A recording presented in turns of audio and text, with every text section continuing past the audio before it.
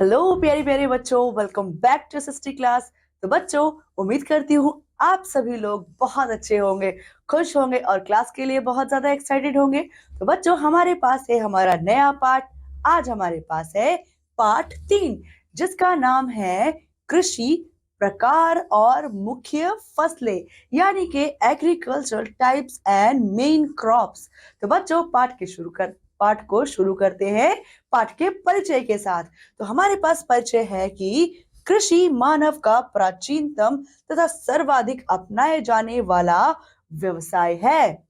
आज भी विश्व की 50% जनसंख्या क्या है बच्चों, कृषि कार्य करती है। कृषि विश्व के विकासशील देशों की एक मुख्य व्यवसाय है। विकासशील देशों का एक क्या है बच्चों, मुख्य व्यवसाय है। आइए पाठ पढ़कर कृषि, इसके प्रकार और मुख्य फसलों के बारे में जाने। तो बच्चों, हम सभी अपने आसपास खेतों में बोई गई फसलों को देखते हैं। इन फसलों के विविध उपयोग से हमारे शरीर का भरण पोषण होता है। इन्हीं फसलों को सामान्यतः कृषि कहा जाता है। जो फसलें हम उगाते हैं, खेतों में बोए जाते हैं, उनको काटकर उनको हार्वेस्ट करते हैं, तो इसी को बच्चों क्या कहते हैं, कृषि कहते हैं। यद्यपि कृषि का अर्थ कहीं अधिक विस्तृत है। पारिभाषिक दृष्टि से कृषि का अर्थ फसलें उत्पन्न करना ही नहीं होता है, वरन इनमें पशुपालन, बागवानी एवं मत्स्य पालन भी आता है। ठीक है, कृषि के अंदर क्या क्या आता है, बागवानी भी आता है, मत्स्य पालन भी आता है। ठीक है, तो बच्चों, कृषि की अनुकूल दशाएं क्या है। So favourable conditions for agriculture. तो आइए बच्चों जान लेते हैं। तो तापक्रम यानी कि टेम्परेचर, जलवायु का एक अनुकूल घटक वर्ष भर फसलों को उगाने में सहायक तापमान है। तो बच्चों, अनुकूल सबसे इंपॉर्टेंट घटक क्या है, तापमान है, जो वर्ष भर क्या करता है, फसलों को उगाने में हेल्प कर सकता है। मानसूनी वर्षा और उसकी स्थान स्थान पर भिन्न कृषि के लिए अनुकूल नहीं होती तथा वर्ष दर वर्ष फसलों की उपज में उतार चढ़ाव करती है। जिस प्रकार की वर्षा होगी उस प्रकार की फसलों में क्या होगा, उतार चढ़ाव होगा। बच्चों, वर्षा की इन अनियमितताओं के कारण सिंचाई के लिए सतही और भूमिगत जल का उपयोग करने की आवश्यकता बच्चों बढ़ जाती है। तो आइए देखिए क्या है यहाँ पर, वर्षा यानी कि रेन। तो भारत के कृषि क्षेत्र फसलों के मिश्रित क्षेत्र हैं। भारतीय कृषि क्षेत्र क्या है, फसल के मिश्रित क्षेत्र हैं। 4 व्यापक कृषि क्षेत्र कौन से, देखिए, हिमालय, जिसमें वर्षा कितनी होती है बच्चों, 100 सेंटीमीटर से लेकर के 250 सेंटीमीटर तक होती है। दूसरा क्या है, शुष्क क्षेत्र, यहाँ पर वर्षा 70 सेंटीमीटर से कम होती है। तीसरा क्या है, स्वल्प आर्द्रता वाला क्षेत्र, जिसमें वर्षा 70 से लेकर के 125 सेंटीमीटर तक होती है। और चौथा क्या है बच्चों, आर्द्र क्षेत्र, जिसमें वर्षा 125 सेंटीमीटर से अधिक होती है।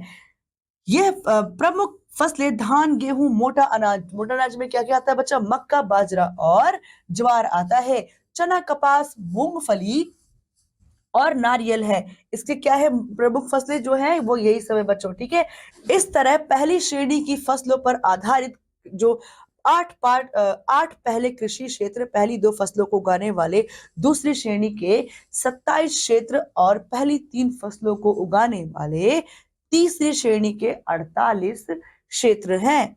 हिमालय क्षेत्र में उगाई जाने वाली प्रमुख फसलें क्या है बच्चों, गेहूं है, मक्का है, चावल है, आलू है तथा फल जैसी बाजार में विक्रय की जाने वाली बागवानी की फसलें हैं।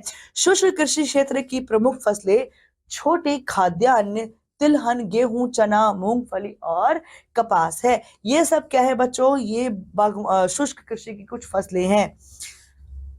देखिए, कृषि के प्रकार, टाइप्स ऑफ एग्रीकल्चर। तो कृषि को कई आधारों पर वर्गीकृत किया जाता है। उद्देश्य के आधार पर कृषि 2 प्रकार की होती है। जैसे कि पहली, निर्वाह कृषि, जिसमें वह कृषि जो केवल अपनी आवश्यकताओं की पूर्ति के लिए की जाती है, उसे निर्वाह कृषि कहा जाता है। निर्वाह कृषि में क्या होता है बच्चों, केवल और जरूरतमंद, जो जरूरत की हमारी चीजें होती है, केवल और केवल उन्हीं को ही उगाया जाता है। जैसे कि भारतीय कृषि। अब दूसरा क्या है, व्यापारिक कृषि। उसमें क्या होता है बच्चों, वह कृषि जिसका उद्देश्य उत्पाद को बेचकर लाभ कमाना हो, उसे व्यापारिक कृषि कहा जाता है। जैसे कि बच्चों संयुक्त राज्य अमेरिका की कृषि, उसको बच्चों हम व्यापारिक कृषि के अंदर गिन सकते हैं। तो आगे देखते हैं बच्चों फसलों के प्रकार क्या है, टाइप्स ऑफ क्रॉप्स। भारत प्राचीन काल से ही एक कृषि प्रधान देश रहा है।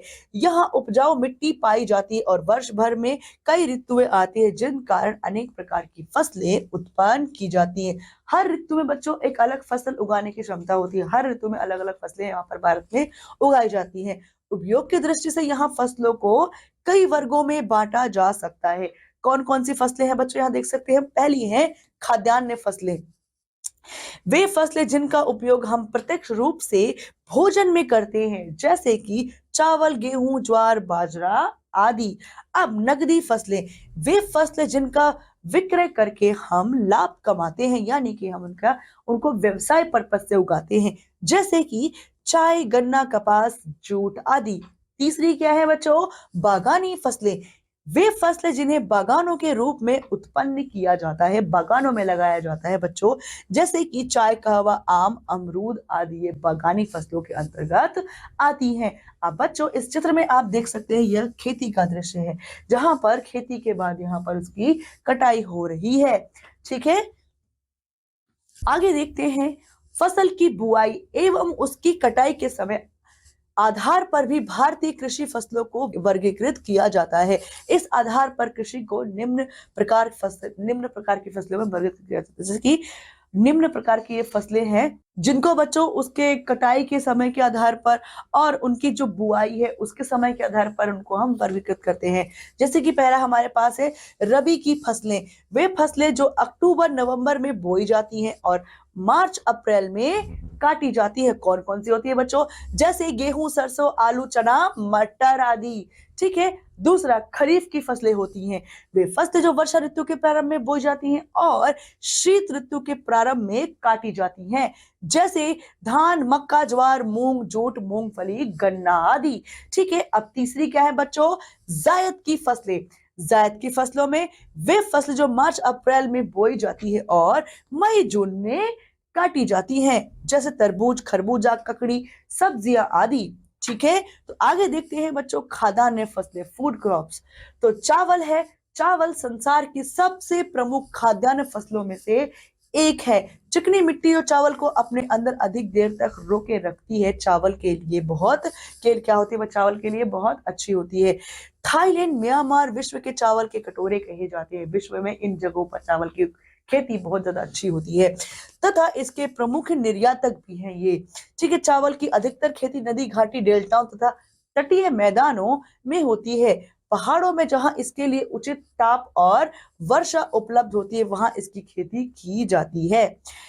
इस खेती में पौधा तैयार करने, खेत जोतने, क्यारियां बनाने, रोपण करने, खरपतवार मिटाने, फसल काटने तथा चावल को धान से अलग करने के लिए बड़े पैमाने पर श्रमिकों की आवश्यकता होती है। मतलब श्रमिक इन चीजों के लिए श्रमिक को यहाँ पर बहुत भारी मात्रा में संख्या में इनको चाहिए हो, जैसे कि रोपण करने में, कटाई करने में, खरपतवार मिटाने में, फसल को काटने में, चावल को धान से अलग करने इत्यादि के कार्यों में।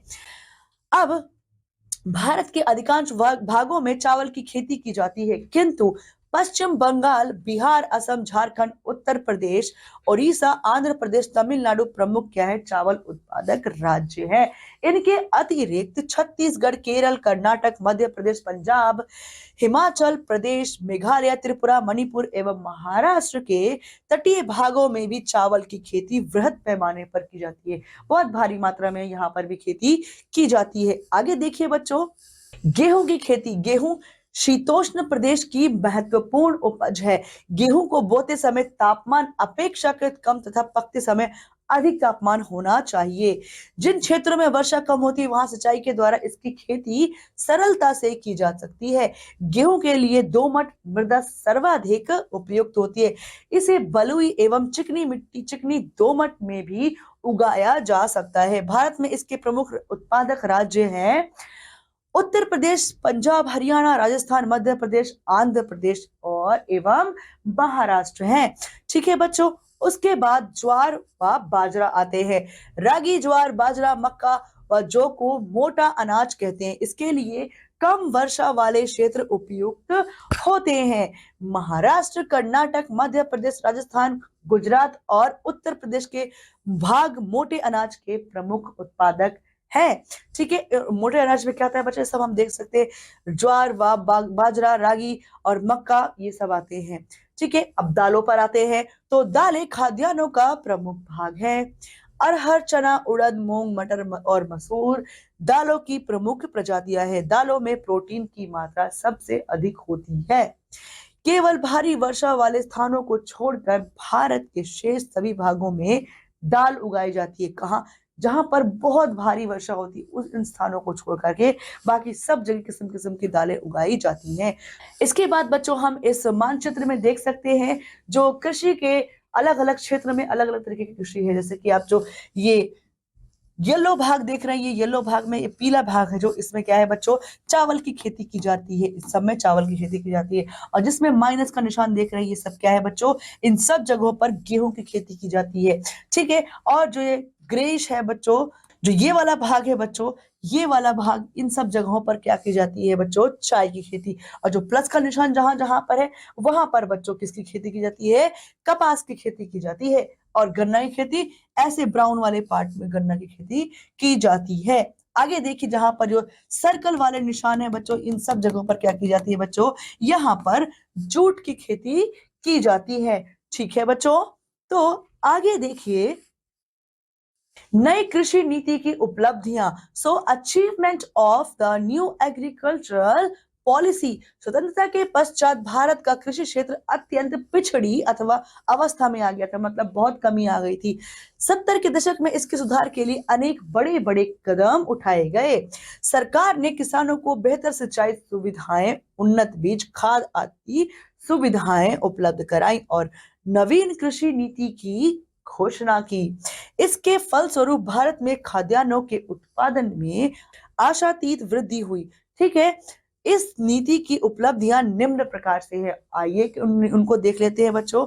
तो पहला है कृषि का आधुनिकीकरण, मॉडर्नाइजेशन ऑफ एग्रीकल्चर, जिसमें नए तथा परिष्कृत उत्पादन के साधन और प्रविधियों का कृषि के पुरातन या पारंपरिक साधनों के स्थान पर तेजी से प्रयोग होने लगा है। ठीक है, पारंपरिक जगह पर जो पारंपरिक संसाधन थे कृषि थे, उनकी जगह पर क्या होने लग गया है बच्चों, नए और परिष्कृत जो उत्पादन के संसाधन है उनका प्रयोग होने लगा है। सो फार्म बीजों का प्रयोग करने के स्थान पर किसान उच्च उत्पादकता किस्म के बीजों का प्रयोग कर रहे हैं। कंपोस्ट या गोबर के सामान्य खाद के स्थान पर रासायनिक उर्वरकों का प्रयोग होने लगा है।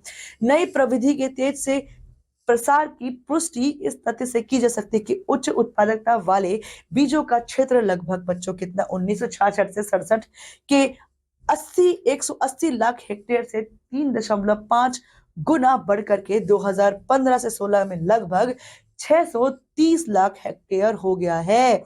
ठीक है बच्चों, रासायनिक उर्वरकों की खपत भी बच्चों क्या है, 1966-67 के 37 लाख टन से 6 गुना बढ़कर 15-16 में कितनी हो गई है बच्चों, 222 लाख टन हो गई है, जो कि एक चिंता का विषय है। अब देख सकते हैं बच्चों, उत्पाद में वृद्धि हो गई है और किससे किससे उन सब तकनीकों का यूज करके हम भारी मात्रा में खेती कर हार्वेस्ट कर पा रहे हैं। आगे देखिए, उत्पाद में वृद्धि, नई तकनीक को अपनाने से जो फसली क्षेत्र में लगातार क्या हुआ है, विस्तार हुआ है। खाद्यान्नों के कुल उत्पादन में वृद्धि हुई है। कृषि तथा कृषि उत्पादकता में भी वृद्धि हुई है। 1964 से 65 में गेहूं का उत्पादन 10 लाख मैट्रिक टन था, परंतु 2021-22 में बढ़ करके 103 लाख मैट्रिक टन पहुंच गया, जो कि एक अच्छी ग्रोथ है बच्चों। पिछले 57 वर्षों की तुलना में इस दौरान प्रति हेक्टेयर उत्पादकता भी 850 किलोग्राम से लगभग 4 गुना बढ़कर के कितनी 3400 किलोग्राम हो गई थी। इसी तरह चावल का उत्पादन 1960 से 61 में 3.5 लाख टन से बढ़कर के बच्चों 2021-22 में 14 से 14.64 लाख मैट्रिक टन तक पहुंच गया था। ठीक है, प्रति हेक्टेयर उत्पादकता भी 1010 किलोग्राम से बढ़कर के 2700 किलोग्राम तक हो गई थी, जो कि एक अच्छा प्रॉफिटेबल अमाउंट है। अब देखिए उसकी कमियां क्या है, डिसएडवांटेजेस क्या है। तो भारत की कृषि अभी तक मानसून की अनिश्चितता पर निर्भर करती है, अभी भी मानसून पर ही निर्भर करती है। देश के 80% भाग की स्थिति ऐसी ही है। नई विधियां अभी तक इस दिशा में कुछ भी नहीं कर पाई हैं। कृषि उत्पादन अब निर्वाह के स्तर से नीचे पहुंच चुका है। उत्पादन की लागत बढ़ रही है, जबकि लाभ का स्तर घटता जा रहा है। कृषि की नई नीति में बीजों, उर्वरकों, कृमिनाशकों और पानी की उपलब्धता को शामिल किया गया है। इतने खर्च को वहन करना छोटे और प्रथम वर्ग के किसानों के लिए बहुत क्या है बच्चों, मुश्किल है। हरित क्रांति में जैविक और यांत्रिक नवीनताओं को प्रविष्ट किया गया। हरित क्रांति फसलों, भूमि तथा क्षेत्र की दृष्टि से सीमित रही है। केवल कुछ क्षेत्र तक सीमित है। इसके अतिरिक्त आय में बढ़ती हुई असमानता तथा छोटे किसानों की ओर से अच्छी रुचि न लिए जाने के कारण भी कृषि क्रांति देश की कृषि में कोई विशेष परिवर्तन नहीं ला पाई है। ठीक है बच्चों, आगे देखिए कृषि उत्पादन को बढ़ाने के क्या सुझाव हैं। Suggestion to increase agricultural production. पहला है बच्चों, कृषि की नई नीति क्षेत्र विस्तार सभी खाद्यान्नों, दाल, कपास, तिलहन, जूट जैसी अखाद्य फसलों तक किया जाना चाहिए। ठीक है, तो क्या कहने का मतलब है बच्चों कि जो विस्तार, जो खाद्यान्न है, जो दाल है और जो कपास, तिलहन है, जूट जैसी अखाद्य जो उत्पाद है उन पर भी किया जाना चाहिए। दूसरा देखिए, नई प्रविधि से अभी तक छोटे क्षेत्रों में भी उन क्षेत्रों की तरह नई प्रविधियों का प्रयोग करवाना चाहिए जहां नवीन तकनीक अपनाने से समृद्धि तथा खुशहाली आई है। आगे देखिए, नई प्रविधि को गति देने के लिए पानी की समुचित आपूर्ति क्या है, आवश्यक है। इसीलिए सिंचाई की अच्छी सुविधाओं को तुरंत उपलब्ध कराया जाना चाहिए। आगे देखिए, छोटे किसानों के लिए समुचित साख सुविधाओं की व्यवस्था की जानी चाहिए, यानी कि जो मौद्रिक व्यवस्था उससे की जानी चाहिए, मतलब पैसों का इंतजाम किया जाना चाहिए। आगे देखिए, राष्ट्रीय अर्थव्यवस्था में कृषि का योगदान, contribution of agriculture to the national economy. तो राष्ट्रीय अर्थव्यवस्था के विकास में कृषि की बहुत सी भूमिकाओं का निर्धारण करके ही अच्छी तरह से समझा जा सकता है। उदाहरणार्थ क्या है बच्चों कि पहला है रोजगार देने वाला क्षेत्र। भारतीयों की आजीविका का प्रधान स्रोत कृषि है। अब 1950 से 51 में कार्यरत जनसंख्या का लगभग 70% भाग कृषि कार्यों से जुड़ा था। इसमें बहुत कम गिरावट होकर यह अब 67% रह गया है। पहले कितना था बच्चों, 70% था, अब 67% रह गया है। औद्योगिक कृषि से सर्वाधिक विकसित देशों में यह प्रतिशत 2 से लेकर के 7% के बीच रह गया है, जो कि बहुत ही कम है। आगे देखिए बच्चों, राष्ट्रीय आय में योगदान। तो राष्ट्रीय आय में कृषि का योगदान बच्चों 1950 से 51 में 57% था। अब 1995-96 में बच्चों ये 1980-81 के मूल्य के आधार पर है, ये बताया गया है बच्चों। यह गिरकर 29% रह चुका है। पहले कितना था, 57%, अब 29% रह चुका है। भारतीय कृषि के बारे में ध्यान देने योग्य बात यह है कि कृषि अभी तक भारत की राष्ट्रीय आय का एक बड़ा हिस्सा बनती है और उसका यह हिस्सा लगातार तेजी से कम होता जा रहा है। पिछले कुछ वर्षों से विनिर्माण और सेवा क्षेत्रों का राष्ट्रीय आय में योगदान बढ़ता जा रहा है। यह आर्थिक विकास का क्या है बच्चों, संकेत है। आगे देखिए, औद्योगिक विकास में योगदान। भारतीय उद्योग का विकास बड़ी सीमा तक कृषि पर निर्भर करता है। कृषि ही जूट, वस्त्र, चीनी, वनस्पति आदि जैसी प्राथमिक उद्योगों की कच्चे माल का प्रमुख आपूर्ति करता है।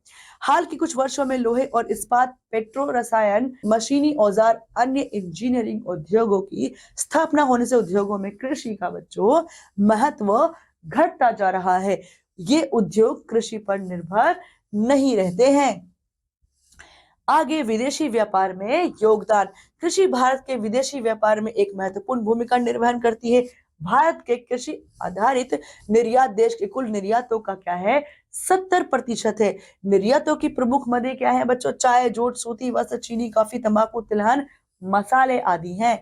आर्थिक विकास के लिए कृषि का निर्यात में योगदान बहुत महत्वपूर्ण है, क्योंकि यह देश की मशीनों जैसे पूंजीगत माल और कच्चे माल का आयात करने पर खर्च को क्या करती है, बैलेंस यानी कि संतुलित करती है। तो बच्चों आइए पाठ के बाद उसके कुछ प्रमुख बिंदुओं को दोहरा लेते हैं। तो बच्चों यहाँ देख सकते हैं, जलवायु का एक अनुकूल घटक वर्ष भर फसलों के उगाने में सहायक तापमान है। भारत की कृषि क्षेत्र फसलों के मिश्रित क्षेत्र है। वह कृषि जिसका उद्देश्य उत्पाद को बेचकर लाभ कमाना होता है उसे व्यापारिक कृषि कहा जाता है। बच्चों चावल संसार के प्रमुख खाद्यान्न फसलों में से एक है। रागी, ज्वार, बाजरा, मक्का, जौ को मोटा अनाज कहते हैं। भारतीय कृषि अभी तक मानसून की अनिश्चितता पर निर्भर करती है। भारतीयों की आजीविका का प्रधान स्रोत क्या है बच्चों? तो कृषि है। तो बच्चों इस कक्षा में, इस पाठ में इतना ही। उम्मीद करती हूँ आपको सभी जो कृषि से संबंधित चीजें हैं, जानकारी है, वो सभी समझ में आया होगा। तो बच्चों अब मैं आपसे अगली कक्षा में मिलती हूँ। तब तक के लिए बच्चों पढ़ते रहिए, खुश रहिए। धन्यवाद।